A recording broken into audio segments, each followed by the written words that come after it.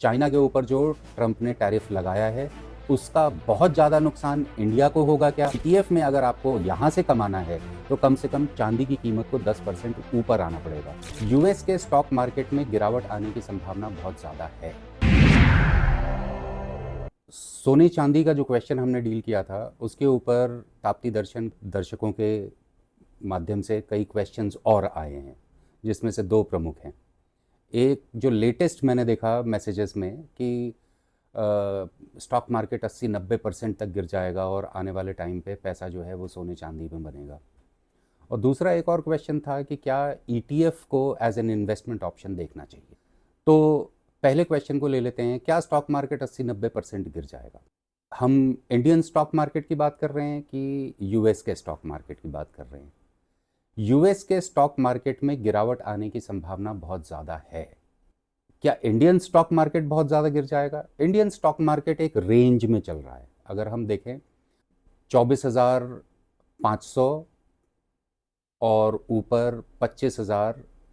कल चाइना का न्यूज़ कि ट्रंप ने टैरिफ लगा दिया है 100% over and above 30% on China, और चाइना इसका रिटेलिएशन कर रहा है रेयर अर्थ मटेरियल्स को रिस्ट्रिक्ट करके। रेयर अर्थ मटेरियल वो हैं जो आपके न्यू एज टेक्नोलॉजी कंपनीज़ को सबसे ज़्यादा ज़रूरत पड़ती है।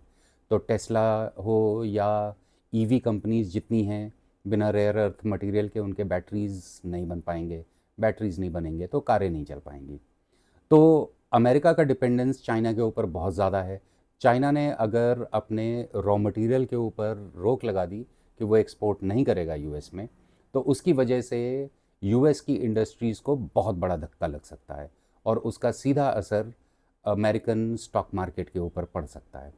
तो अगर अमेरिकन स्टॉक मार्केट नीचे गिरता है तो इंडियन स्टॉक मार्केट के ऊपर उसका क्या असर पड़ेगा? पहले कोरिलेशन हुआ करता था कि अमेरिकन स्टॉक मार्केट अगर गिरता था तो इंडियन स्टॉक मार्केट भी गिरता था, लेकिन अभी क्या वो कोरिलेशन आगे बढ़ेगा? प्रिडिक्ट कर पाना मुश्किल है, लेकिन आंकड़ों स्टैटिस्टिक्स को अगर हम देखें तो हमें ऐसा लगता है कि अमेरिकन स्टॉक मार्केट से अगर पैसा निकलेगा तो वो ऐसे मार्केट्स में जाने की कोशिश करेगा जहां पे प्रॉफिटेबिलिटी की संभावना ज़्यादा होगी। प्रॉफिटेबिलिटी की संभावना वहां ज़्यादा होती है जहां पे ग्रोथ होता है। इंडिया एक ऐसी इकोनॉमी है जहां पे ग्रोथ का पोटेंशियल बहुत ज़्यादा है, मीडियम टर्म में ही नहीं, लॉन्ग टर्म में भी। लेकिन शॉर्ट टर्म में वो ग्रोथ हो सकता है म्यूटेड आए। तो अभी क्वार्टरली रिजल्ट्स कंपनीज के आने शुरू हो गए हैं। टीसीएस का रिजल्ट आया है जो कि बहुत ही औसत रहा है। तो माना जा सकता है कि आने वाले एक महीने में और कंपनीज का जो रिजल्ट आ रहा है वो थोड़ा सा दबा हुआ हो, लेकिन फ्यूचरिस्टिक टर्म्स में अगले क्वार्टर में ऐसी संभावना है कि ये रिजल्ट्स बेहतर होंगे। तो स्टॉक मार्केट हमेशा फ्यूचर को देख करके अपनी चाल पकड़ता है। तो अगर आने वाले 2, 3, 4, 6 महीने में इंडियन इकोनॉमी, इंडियन कंपनीज बेहतर प्रदर्शन करने के रुख पे हैं, तो ऐसे सिचुएशन में इंडियन स्टॉक मार्केट का गिरना 2, 3, 4%, 5% समझ में आता है, लेकिन 80-90% तक गिर जाएगा मुझे ऐसा नहीं लगता है।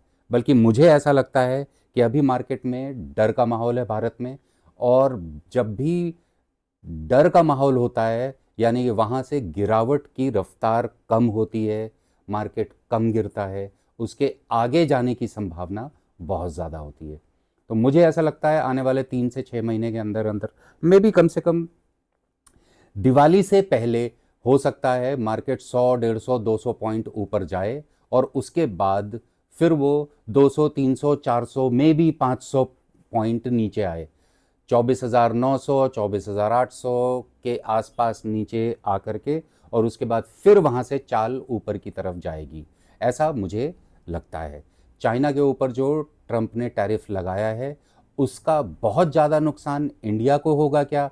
ये इस बात पर निर्भर करेगा कि क्या चाइना अपने रेयर अर्थ मटेरियल एक्सपोर्ट करना इंडिया को भी रिस्ट्रिक्ट करेगा क्या?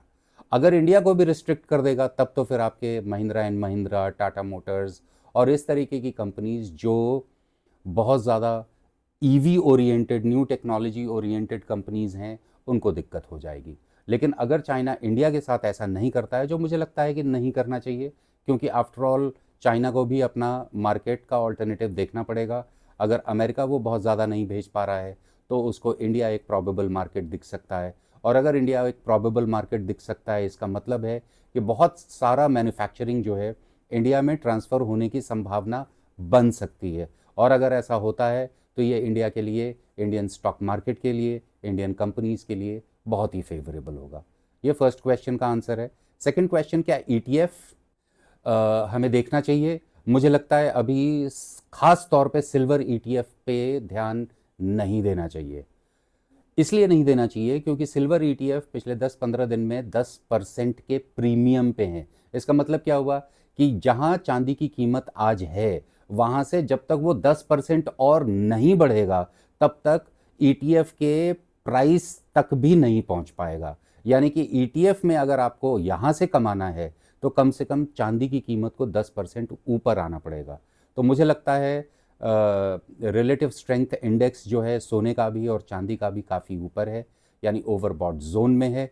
हमें थोड़ा सा इंतज़ार करना चाहिए। अगर आप ट्रेडर हैं तो, अगर आप सोने और चांदी की ट्रेडिंग से पैसे कमाना चाहते हैं तो आपको कमोडिटीज़ मार्केट एक अच्छा ऑप्शन हो सकता है ईटीएफ के कंपैरिजन में। ईटीएफ अभी रुकने की ज़रूरत है। ख़ास तौर पे चांदी में तो बहुत ध्यान देने की ज़रूरत है क्योंकि चांदी का बीटा बहुत ज़्यादा होता है, उसकी वॉलेटिलिटी बहुत ज़्यादा होती है। वो अगर आप पीछे 6 महीने से साल भर, 2 साल, 3 साल का रिकॉर्ड अगर आप देखेंगे तो आपको पता चलता है कि बहुत तेज़ी से ऊपर जाता है लेकिन बहुत तेज़ी से वो नीचे भी आता है। वो कुछ ही दिनों में 15%, 20% तक नीचे भी टूट जाता है। तो मीडियम टू लॉन्ग टर्म सोने और चांदी की कीमत में बढ़ोतरी होनी है, लेकिन शॉर्ट टर्म में उसमें क्योंकि अभी वो ओवरबॉट जोन में है तो ऐसा हो सकता है कि वो थोड़ा सुस्ताएगा।